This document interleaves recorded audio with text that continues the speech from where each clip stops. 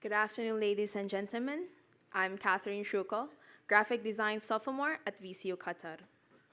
Today, I am delighted and honored to introduce to you one of the most passionate researchers and educators in the field of Islamic studies, Dr. Ruba Kanaan.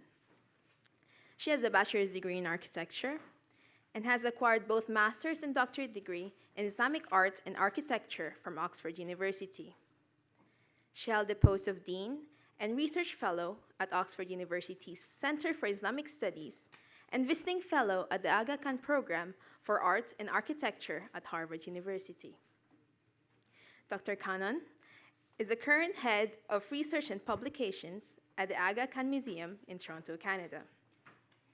She specializes in Islamic art, urban histories for pre-modern Muslim societies, and the interface between art and law in the Muslim context. Some of her research, such as the study of production and patronage of pre-Mongol metalwork in Iran and Central Asia, has led to the reassessment between the relationship of artist and patron in medieval Muslim societies. Dr. Kanaan developed, wrote, and taught Oxford University's first online Islamic course. Now, she is currently teaching an undergraduate level course in Islamic traditions and a graduate level course in Islamic art, law, and society at York University. She is also co-editing a book on places of worship and devotion in Muslim societies and completing a volume entitled The Art of Medieval Muslim Societies, 10 Key Masterpieces. Ladies and gentlemen, please help me welcome Dr. Ruba Kanaan.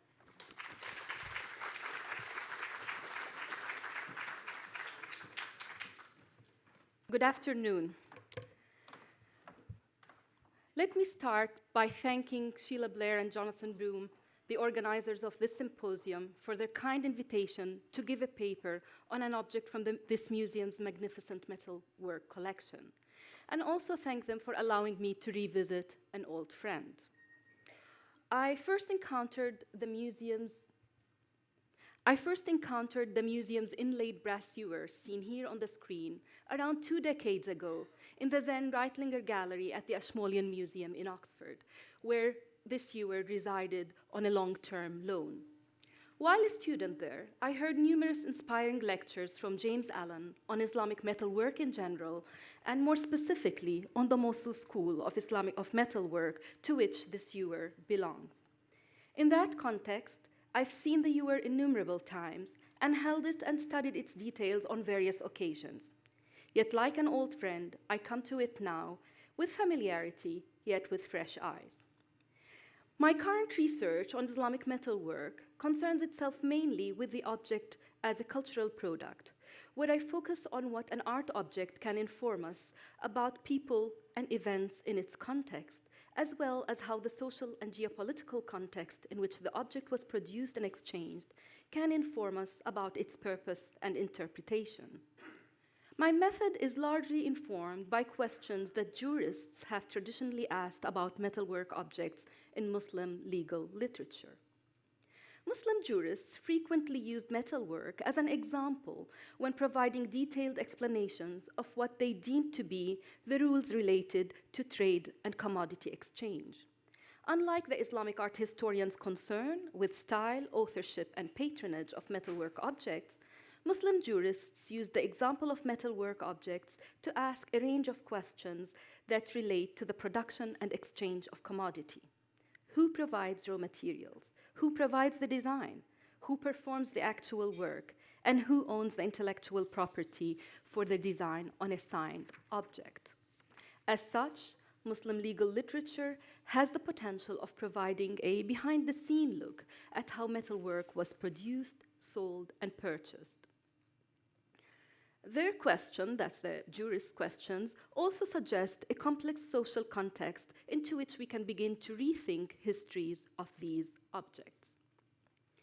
To establish a biography for the Doha Museum of Islamic Art 13th century brass ewer, and I'll refer to it throughout the paper as the Doha ewer, then I will briefly explore many of these questions and cast a broad net that covers technical and stylistic issues, the historical and geopolitical context of the production of the ewer, as well as contractual and production concern.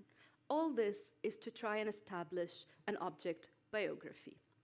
Let me start by the ewer itself.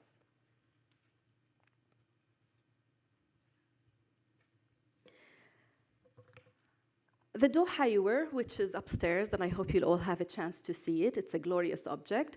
The ewer has an inverted pear-shaped body type that with raised scallops on the base of the neck, and the handle and the spout issuing directly out of the shoulder of the neck. These features are common features of Mosul ewers of the same period. We know of more than 12 such ewers, 8 of which are shown here on the screen. The Doha ewer, which is the first one on the left here, shares the general, the Doha ewer is 44 centimeters high. That height is also typical of that group, which varies between 36 and 45 centimeters, depending mostly on the restored or missing lids and bases. And if you look, for example, the ewer right next to it, it's one of the shortest one we have. It's 36 centimeters, but we know that the base has been cut and has a different neck from the original. And we know that they're very close to each other in size. And what I'll be doing is I showed not all the ewers that we have, but those that I will be referring to in the text. And I'll come back to that slide. But what I want to show you is 2 radiographic images. The ones on the right are of the Doha ewer, and I thank Susan Rees from the Museum's Conservation Department for providing me with this image. Now, I asked Susan to provide me with a radiographic image because it unequivocally demonstrates the similarities between the 2 ewers, the 2 examples that we have. On the left is the ewer dated to 1232, now at the Freer Gallery of Art at the Smithsonian, and it's the ewer that is dedicated to Shihabuddin Tughril.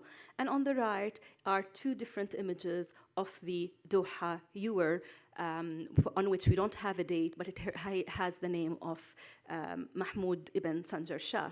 Now, if we look at the body here, and of course the difference between the 2 images, both are radiographic images, and thanks to Susan for explaining that to me. The difference between the 2 is that this one was done in 1985 when the technology was plate radiography, and this one is digital. And as a result, with the plate radiography, you get just the profile, whereas here you get so many of the details, both on the front and the back of the ewer. But what it really shows, and what I want to look at, is the body shape that is raised all the way to the lower part of the neck. So that's all the single piece.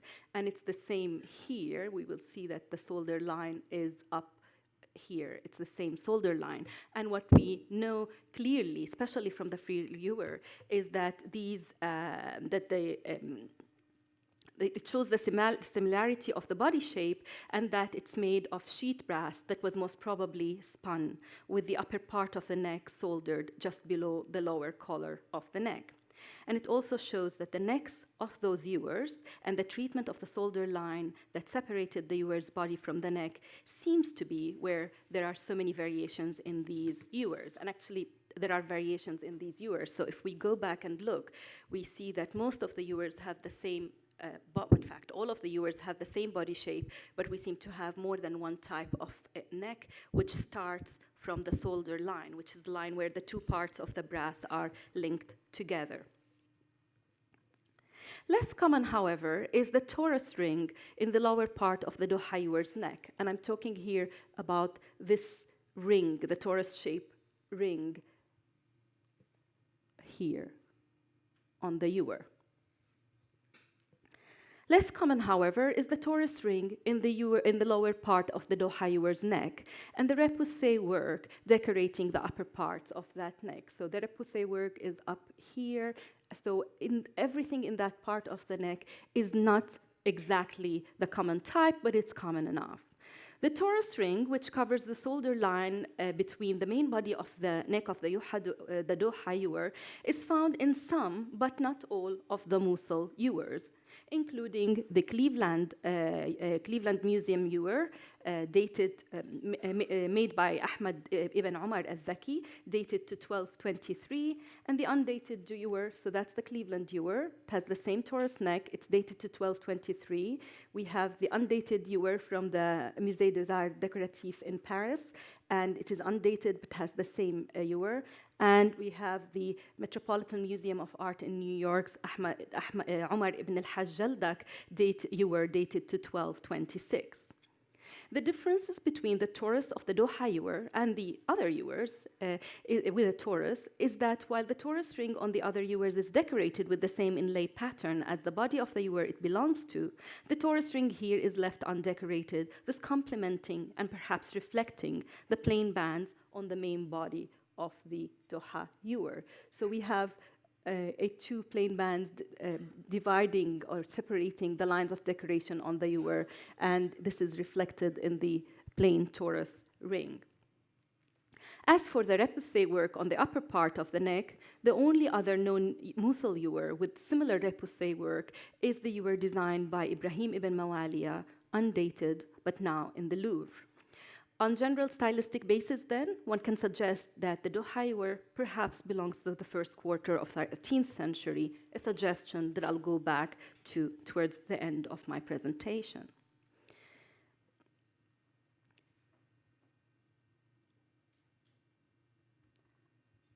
The decoration of the ewer's body also has a combination of the common and the distinctive. Both the form and content of the 4 bands of inscription on the body of the ewer are typical. The general good wishes combine the human-headed Naskhi inscriptions with an ornate kufik in seamless elegance. The main decorative program on the body of the ewer, however, portrays an orderly and quite sober repetition of a limited number of patterns and motifs. 2 plain bands frame the 2 plain bands frame a series of roundels inlaid with alternating geometric patterns, framed above and below with inlaid split palmettes. So we have these roundels alternating, and we have the 2 split palmette designs of brass inlaid with silver on both sides. And these are the main repetition of the pattern on the body. The quasi-diamond area left between the densely decorated roundels, so these areas, are also filled with repetitive elements, here on a plain background. All around the lower diamond shape all around the bottom part, the lower diamond shapes are filled with 2 ducks each, symmetrically aligned and facing each other. The diamond shapes above the roundels, on the other hand, are filled with changing motifs, with alternating motifs of a man holding 2 ducks by their necks, followed by men facing each other, depicting slight variations on princely activities of music, drinking, and merrymaking. So what we have, all in all, the Doha ewer is decorated with a repertoire of geometric patterns, split palmette scrolls, inscriptions, ducks, and men who seem to be on a hunting party with those ducks, for those ducks. The theme of hunting is, of course, typical of Islamic metal work. The depiction of fowling, or the hunt of birds and ducks, on the other hand, is rare in metalwork in general.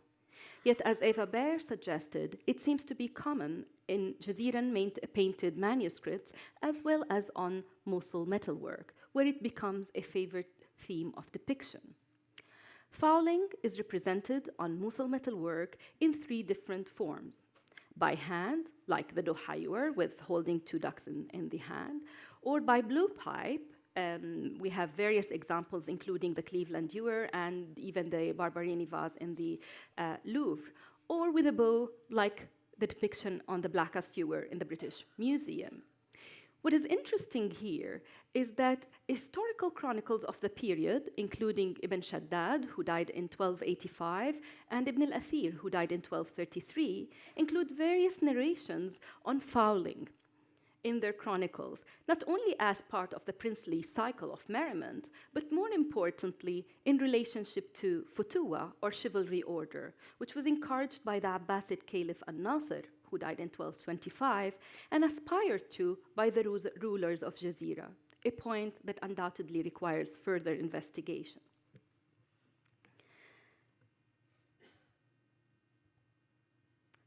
Let me now get to the individual whose name, the individual named on the Doha Ewer, who has already been identified by James Allen as Al-Malik al-Muzaffar Mu'izzuddin Muhammad ibn Sanjar Shah, who ruled the Jazirat ibn Umar, modern-day Jizre, on the border between Turkey and Iraq, who ruled from 1208 until his death in 1251. Placing Mahmud ibn Sanjar Shah under the broad rubric of a Zangid prince or a ruler of a Zangid principality, to my mind, has the potential of absenting a part of the story of the Ewer. It obfuscates both the Ewer's history and its geopolitical context. Let me first start with a map. And what I want to point at this map here, and it is very difficult to get a map that gives that border region because we have an area that's on the border of Iraq, Syria, Turkey, and Iran, and we have Armenia. So you have the mountains here with let me put the point of reference here is Mosul, and we have Jizra is, sorry, I lost Jizra, it's up here. No, it's not, I'm lost it. Yes, sorry, I can't see sideways. So Jizra, or Jazirat Bani Umar, is on the border between Turkey and Iraq here. We will be referring, the reason I've put this map is to show two things. First of all, we have the mountain region at the sort of south of which you have this plain area, which is called the Jazeera, the island. You have the rivers. That is a very fertile area, and it's a very easy area for movement, and we know how fertile and how productive this area was, both in art, literature, and of course in political intrigues. The other things I wanted to show about it is that that's an area that has a demonstrated history of metalwork production.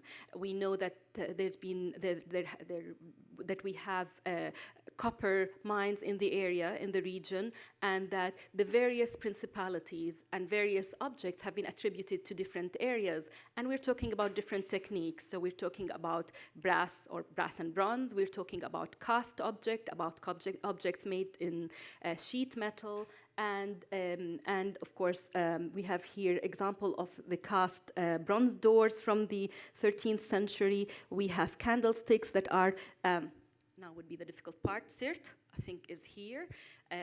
This astrolabe is attributed to Diyarbakir, to Mardin rather. Mardin is here. The drum, the bronze drum attributed to Diyarbakir. Of course, this is Al-Jazri manuscript attributed to Hisin Kaifa, and the black ewer that says in an inscription on it that it's made in Mosul. So just to place the region, to place the area that we're talking about, both Jazirat ibn Umar and Mosul in its geographic and its sort of material culture production, it is an area that I thought we need a map for.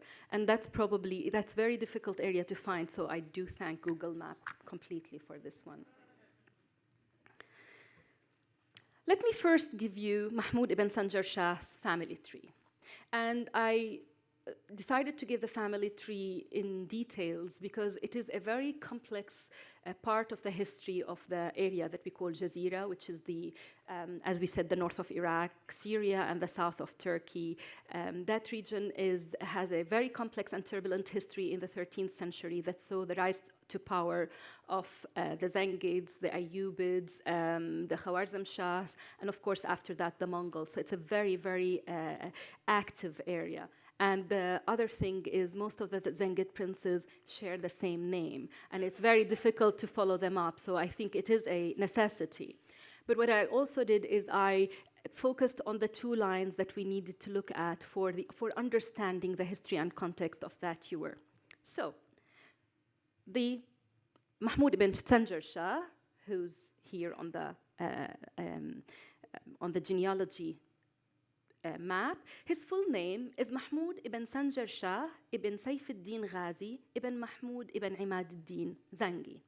His grandfather, Saifuddin Ghazi II, was the fourth Atabeq of Mosul and nephew to the famous Atabeq of Aleppo, Nuruddin Mahmud Zangi. Saifuddin II was also married to the daughter of his uncle Nuruddin, which makes Mahmud ibn Sanjar Shah a descendant of one of the strongest Zangid lines, sort of in kin relationship, with direct lineage from the Zangid founder of the line in Mosul and his son Nuruddin in Aleppo.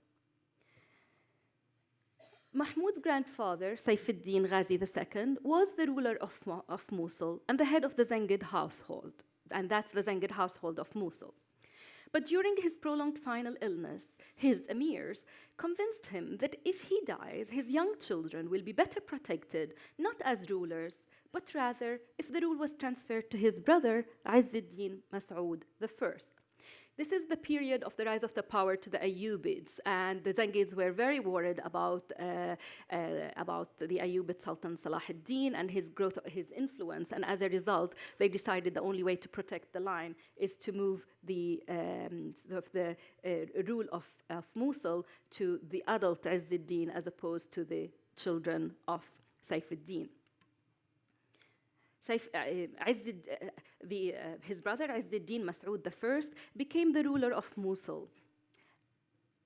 The children of Saifuddin Ghazi were given Jazirat ibn Umar as a principality, which they ruled from 1180 until the death of Mahmud ibn Sanjar Shah's son in 1251.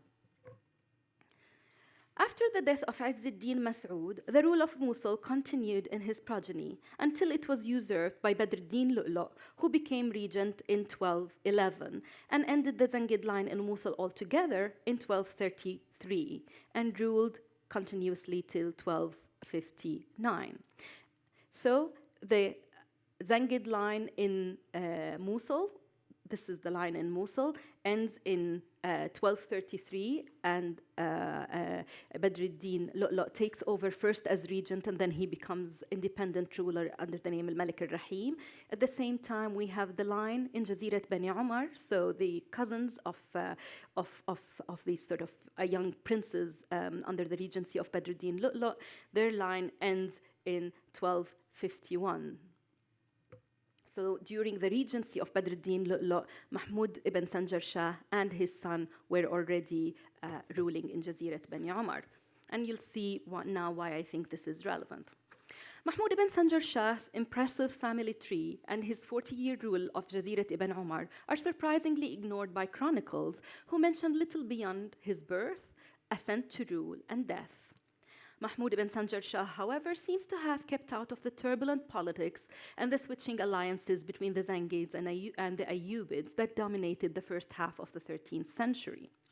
More importantly, however, is that he maintained good relationships with both the Ayyubids of Syria and the strongman of Mosul, Badruddin Lu'lu'. So Jazirat Bani Umar was in a sense squeezed between two powerful neighbors. The Ayyubids, most of the time fighting over rule in Syria between Damascus and Aleppo and control of Jazira, and Badruddin Lu'lu' in Mosul.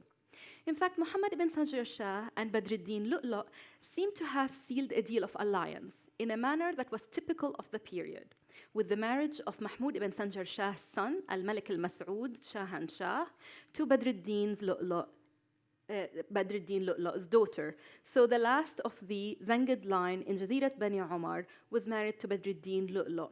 And this is a very interesting way in which alliances were forged during that period. Absolutely wonderful to read about. The same year that Badruddin got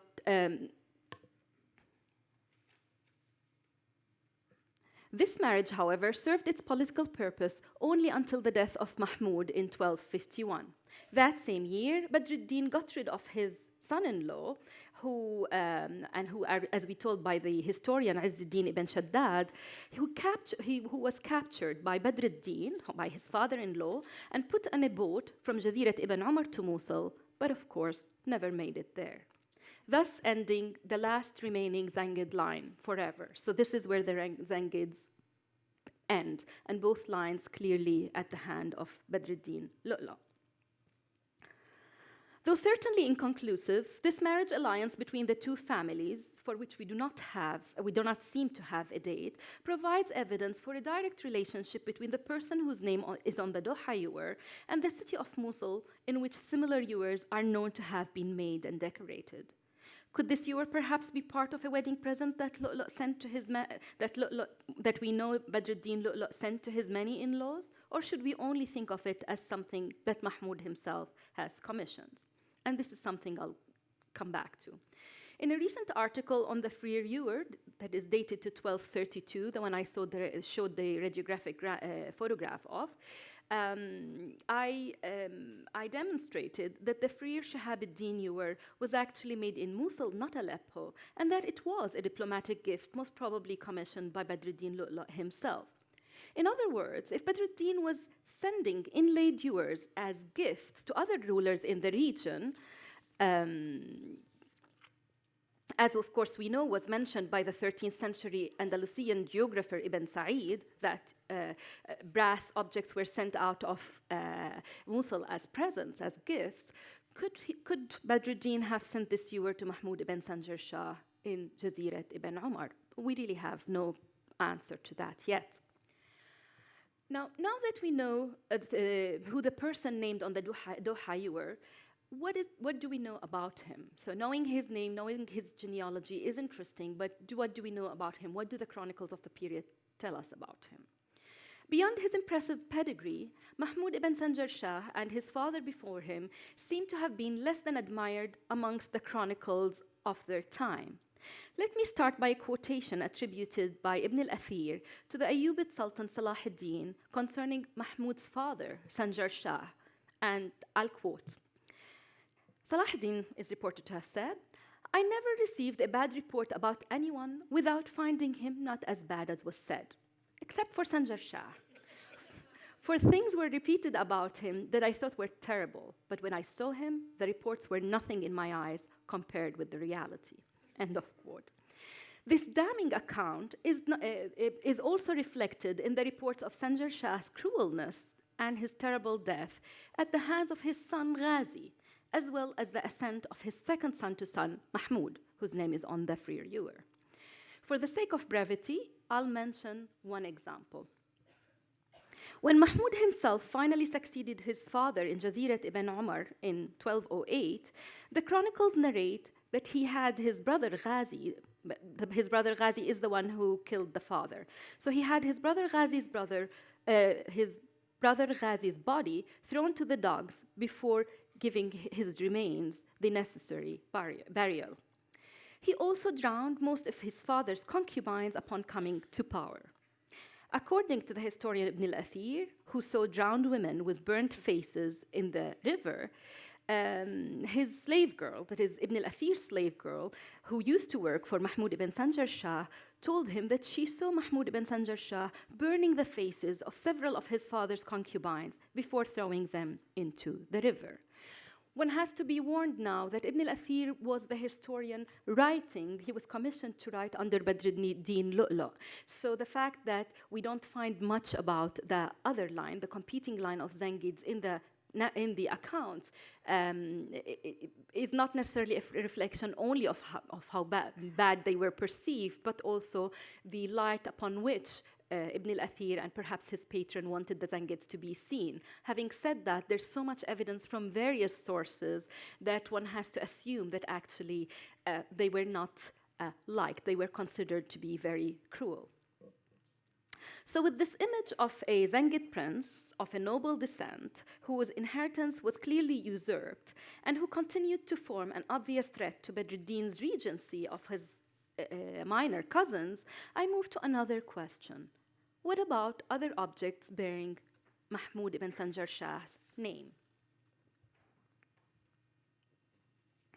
Considering how little we usually know about what rulers owned or who were the patrons of known objects from the 12th and 13th century, we seem to be quite fortunate with Mahmud ibn Sanjar Shah, with objects that have the name of Mahmud ibn Sanjar Shah. Besides the Doha ewer, which we see here, His name is found on a basin, which was previously in the Sar collection, which is now in the museum in Berlin, and I thank Julia for providing me with the image. Now, beyond the broad inscription, silver-laid inscription in Naskhi that is interspersed with interlaced knots and naming Sanjar Shah in a general inscription naming Mahmud ibn Sanjar Shah, the basin is plain and does not seem to provide us with additional information about Mahmud ibn Sanjar Shah, nor does it relate stylistically to the decorative program or the style of inscriptions on the ewer. So they seem to be two different things altogether. The most well-known object bearing Mahmud's name, however, is the double door of the, and I'm sorry, I didn't have a better slide of it. It's the double door of the Friday Mosque of Jizra, of Jazirat ibn Umar. The mosque was built in 1155, but so we have the door bearing the name of Mahmud ibn Sanjar Shah, and it has two cast bronze ewers in the shape of two dragons that are now in the Islamic Art Museum in Istanbul. The door's wooden frame is overlaid with brass elements forming 12-pointed stars.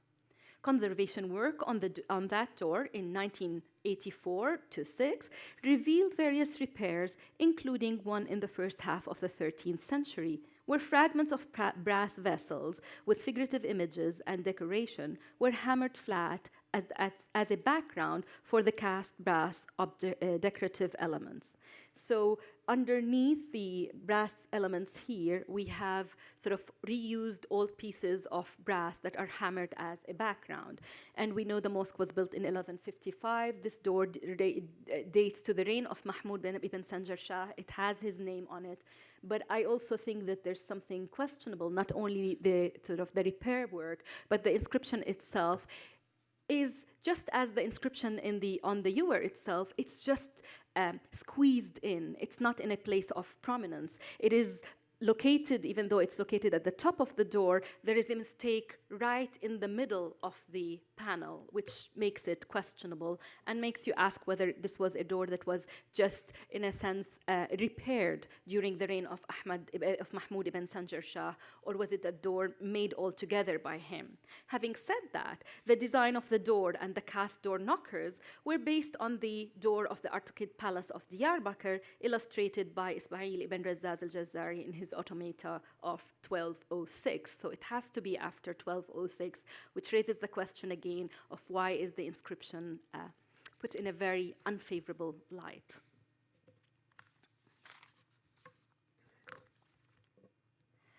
A number of copper coins bearing Mahmud's name, minted in Jazirat ibn Umar, also survived. Unfortunately, I was not able to get good images of an example in time for this presentation, and I'm showing you instead a coin minted by his father, Sanjar Shah, now in the David collection in Copenhagen.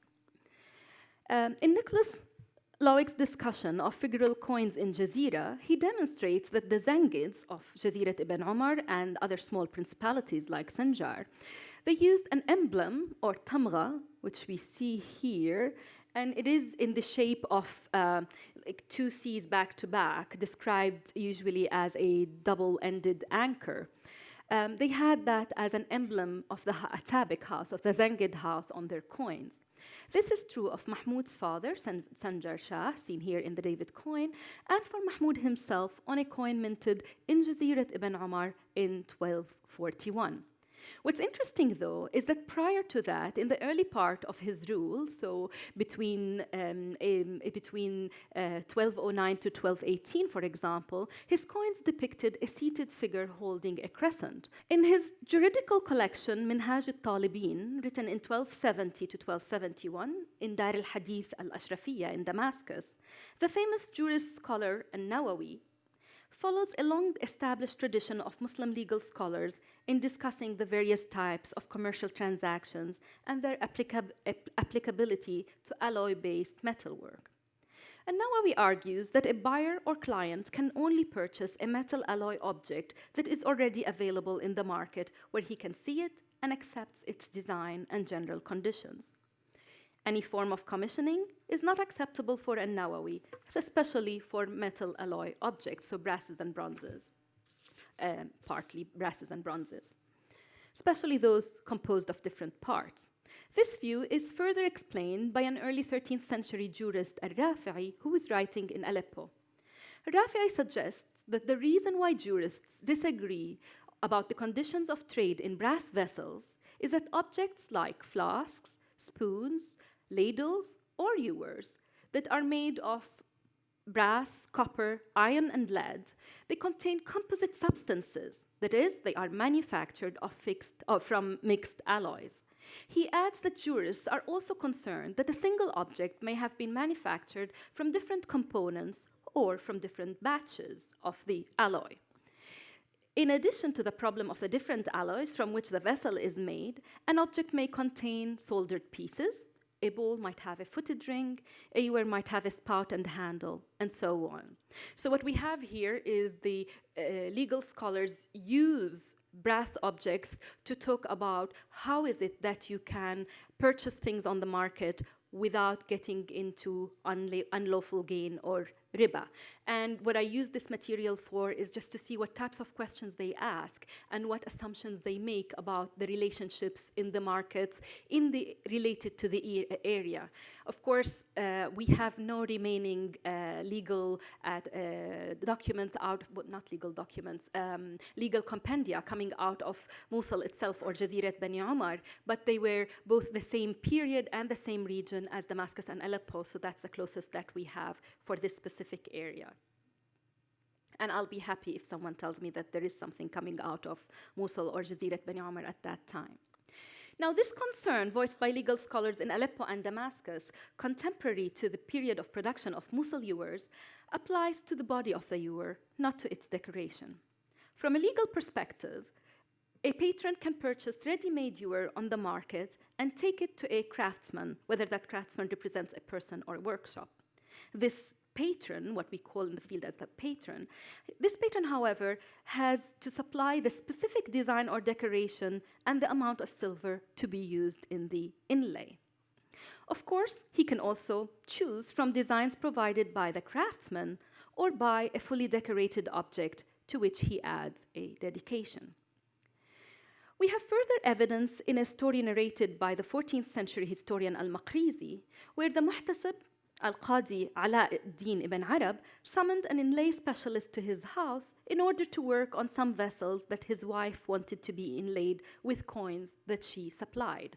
So we have, even though it's a later evidence, but there seems to be that idea that you buy a plain object and you provide the amount of silver and you say, well, I want to design this way and I want this type of inscription on it. The notion that the role of the inlay specialist is to execute a design provided by a patron is also mentioned by a much later source, the Damascene scholar Al-Qasimi, in his Dictionary of Syrian Crafts collected at the end of the 19th century. Al-Qasimi mentions the craft of naqsh, naqqash, as a craft or the craft of decorating utensils such as bowls, cups, candlesticks, trays, and lamps. He argues that decorating a brass object is a craft that is separate from its casting or molding. The client brings the object to the naqqash after buying it elsewhere in the market.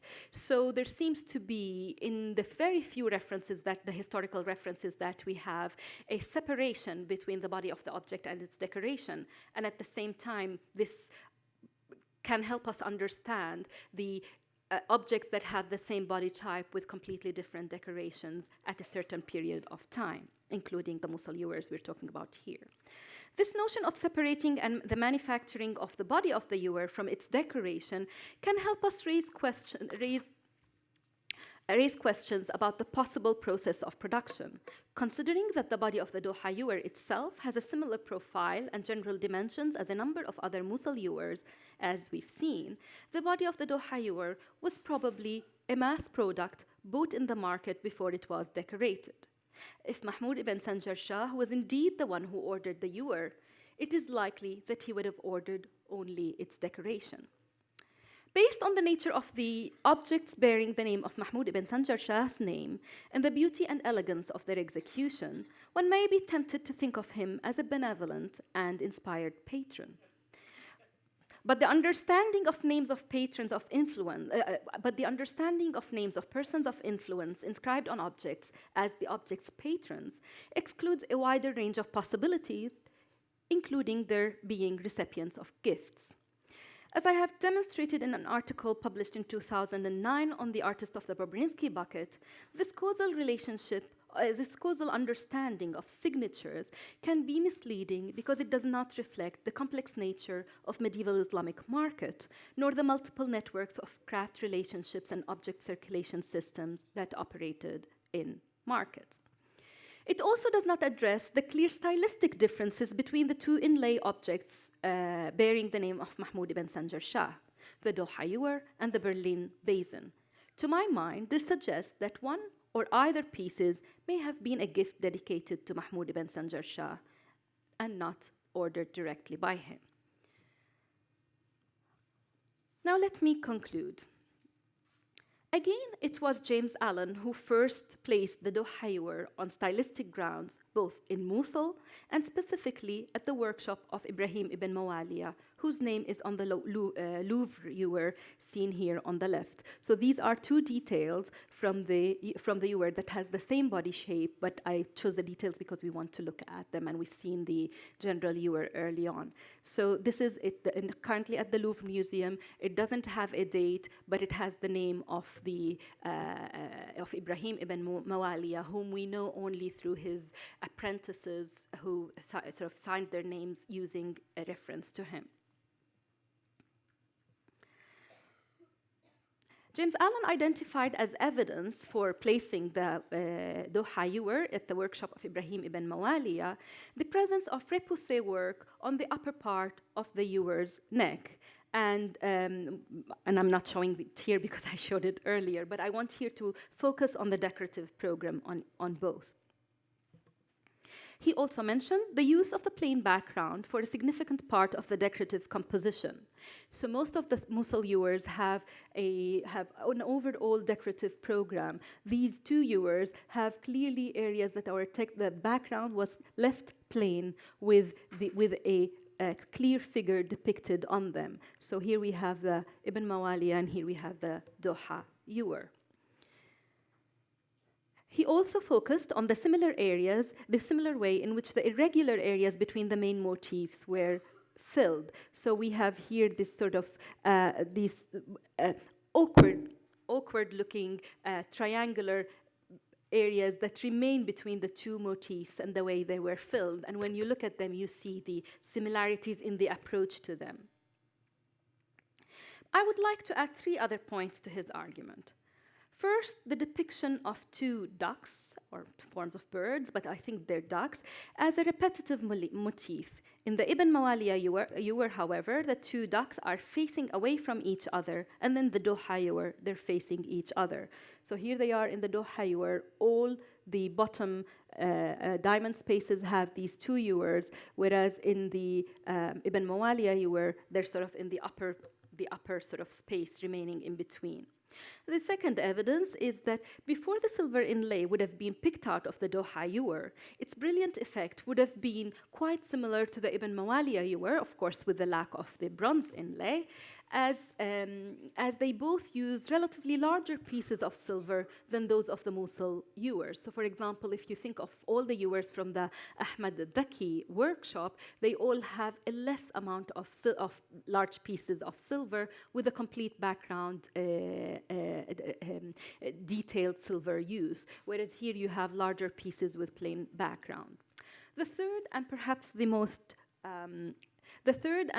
the most intriguing evidence is the knotted arabesque decorating the body of the Doha ewer.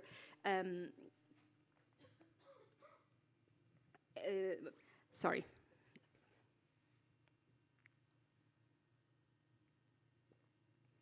The third and perhaps the most intriguing evidence is that the knotted arabesque decorating the body of the Doha ewer is also found in an interlacing pattern on the small box in the Benaki Museum signed by Ismail ibn Ward, who signed his name as the Ghulam, or apprentice, of the same Ibrahim ibn Mawaliya in 1220. And this is not a common motif, which is the sort of candy wrapper-like shape, where you have the roundel with the two split motifs on either side, and you see it as a repetitive, as the main decorative pattern on the ewer here. And of course, we know that Ismail ibn Ward was operating in Mosul, because we have also a religious manuscript for which he was scribed. He was the scribe, which is dated to Mosul in the 1240s. This suggests that the Duha ewer was most probably decorated in Mosul, and specifically in the workshop of Ibn Mawaliya. In addition, the use of the Taurus band on the ewer's neck, as argued earlier, and the close relationship between its decoration and the motif of the Benaki Museum sign box by the apprentice of Ibn Mawaliya suggest perhaps that we can comfortably date it in the 1220s. Placing the Duha ewer in Mosul during the 1220s raises the inevitable question whether Mahmud ibn Sanjar Shah ordered the decoration of the ewer, or was it ordered as a gift for him by his once ally, competitor, and in-law kin, the Lord of Mosul, Badruddin Lu'lu'. Thank you.